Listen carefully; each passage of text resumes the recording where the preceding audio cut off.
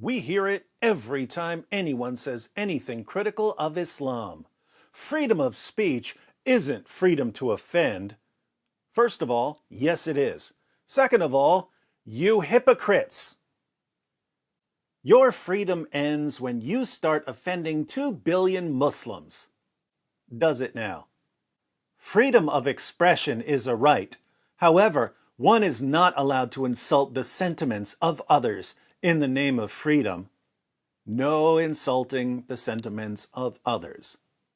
Does freedom of expression mean insulting, especially a sacred personage? The president of Indonesia declared, "Freedom of speech that injures the noble purity and sacred values and symbol of religion is so wrong it shouldn't be justified and it needs to stop." The president of Egypt added, "We also have rights. We have the right for our feelings not to be hurt and for our values not to be hurt. And if some have the freedom to express what is in their thoughts, I imagine that this stops when it comes to offending the feelings of more than 1.5 billion people." All right, I think we get it now. We have freedom of speech, but only if our speech doesn't offend other people and only if our speech doesn't insult people's religious beliefs. That's the rule, right, Muslims? Wonderful. Let's stick with that rule for a bit. Surah 98, verse 6 of the Quran. "Verily, those who disbelieve in the religion of Islam, the Quran, and Prophet Muhammad, from among the people of the scripture, Jews and Christians, and al-mushrikun, those are idolaters, will abide in the fire of hell. They are the worst of creatures."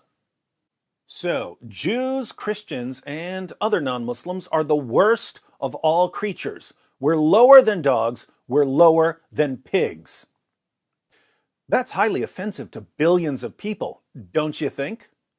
Does this mean that the Quran should be banned as hate speech? It's a serious question, Muslims. You're the ones who insist that freedom of speech doesn't include the freedom to offend. The Quran is extremely offensive, so it's not protected by freedom of speech, right? In the history of At-Tabari, one of the polytheists tells Muhammad that if he loses the fight against his own tribe, his followers will abandon him.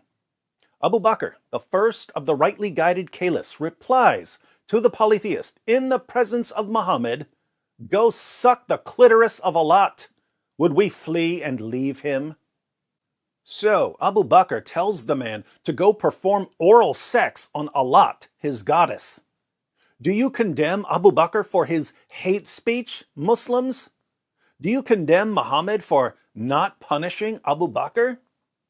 These are your rules. I'm just applying them. Speaking of your prophet, the Quran calls him a wonderful pattern of conduct. In Sahih al-Bukhari 2478, Muhammad conquers Mecca. Let's see how respectful Muhammad was towards the religious symbols of others. The prophet entered Mecca, and at that time, there were 360 idols around the Kaaba. He started stabbing the idols with a stick he had in his hand and reciting, "Truth, Islam, has come, and falsehood, disbelief, has vanished." Muhammad went around stabbing the idols of the polytheists. Was that wrong, Muslims? You say it's wrong and immoral to disrespect other people's religious symbols, but your prophet disrespected other people's religious symbols. So? Now, I could go on, but I think we have enough to see Islam's free speech dilemma. If freedom of speech doesn't include the freedom to offend other people, and if freedom of expression doesn't include the right to insult other people's religious beliefs and religious symbols, then the Quran and other Muslim sources should be banned as hate speech. And Muhammad and his closest companions were evil, disgusting people who should be condemned, not imitated. Alternatively, if we're not going to ban the Quran and other Muslim sources, then freedom of speech does include the right to offend other people. And freedom of expression does include the right to insult other people's religious beliefs and religious symbols. How do our Muslim friends avoid this obvious dilemma? By being complete, utter, total hypocrites. When Muslims say that freedom of speech doesn't include the right to offend, they wouldn't dream of applying this rule to themselves and to their own book and to their own prophet and to their own religion. It's a rule for us, not for them. The real rule goes something like this. Muslims can offend non-Muslims and insult their beliefs all they want, but non-Muslims must never offend Muslims or insult their beliefs. Anything Islam teaches, no matter how offensive it is to others, is protected by freedom of speech. Anything that goes against Islam must be banned. In other words, what Muslims are actually demanding is Sharia.